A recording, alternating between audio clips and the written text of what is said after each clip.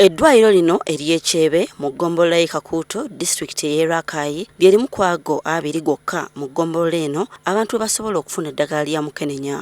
Era abantu abali mu 5 bafunira wano eddagala kyokka nga buli mwezi beegattibwako abalala 12 ababeera baakabufuna. Nga bwe bagamba nti asiika obulamu tassa mukono, n'abantu abanywera wano eddagala basiba mwoyo anti ebyalo gye bava okutuuka Ekyebe byawala. Kati weesanga bw'otunuliranga ennangoma omuntu abamu asobola okulinnya booda akapikipiki ne kamukuba ku mwalo Erukunyu, ate Erukunyu n'alinnya eryato ne limukubawa e Kasensero, kati n'afunawa e Kasensero. Naye bwe baba bana ab'ensonyinsonyi abatagala bbala bayinza naye ateera okulinnya ppiki n'ajja wano Ekyebe. Kati weesanga nga ssente ezo zonna bw'aba tazirina tajja kujja, oba oluusi bw'anaaba talina maanyi tajja kukola ki kujja. Tutuuseeko eminziiro abalwadde bangi abanywera wano eddagala gye bava gwe wamma kabadde katemerero. Kino kye kimu ku bibira ebisinga obunene mu ggwanga ekyamala magambo abamu ku bantu kye balina okusala. Kyokka ne mu lugendo luno lwonna tetwasanzeemu wadde takisi oba booda ebiyinza okutwalako abantu.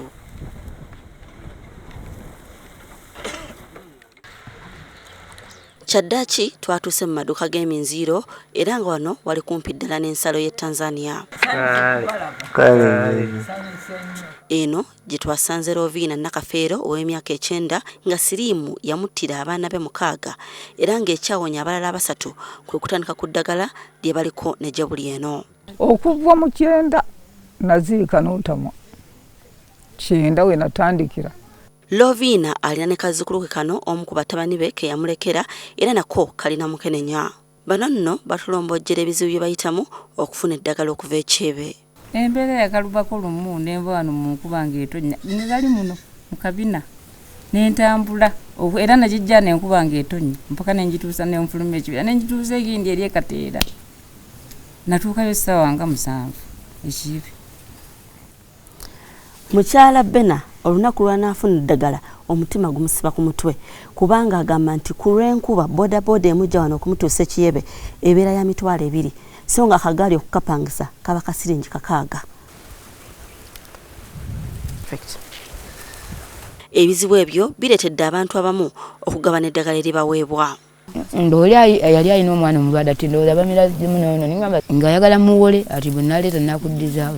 Ebiseera ebimu tubakubiriza oli bwe tuba tumuwadde eddagala alibale agende nga manyi eddagala yakola ki naye kakati mu baana ayinza obutalibala kati bw'aba tubuteddewo oba nti agenda kumalayo omwezi gumu akomewo eddagala tuyinza okuteekamu lya mwezi gumu n'ekitundu.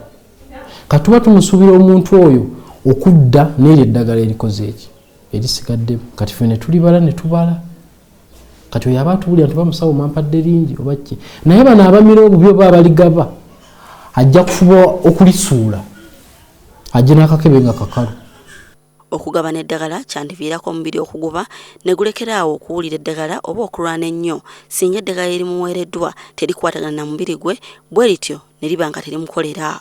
Ekirala kireetera abantu abamu okudifolotinga mu ngeri nti ayinza okutya okudda lwakuba nti eddagala limuweddeko nga yaligabye. Kyebenze ndowooza nti yalibadde etunuulirwanga ekifo ekyenjawulo mu kuweebwa obujjanjabi obw'enjawulo. Twongeremuko ku byobuyambi muba tubaweeyo motorcycles tuwongeremu n'akasente ekyo kyekisinga obukulu kubanga omuntu akola ennangoma asasulwa mu Centenary Bank ekyotera atambula kilometers nga 68 okuva ku bizinga okugenda ekyotera mu bank naye nga n'owali ekyotera bamusasula sente ezimu. So bwe tuba tudeclarinze ziri as hard to reach kitegeeza nti bali tujja kubongeramu akasente. Basaba gavumenti ebasembereza amalwaliro. Irene Namyalo, NTV.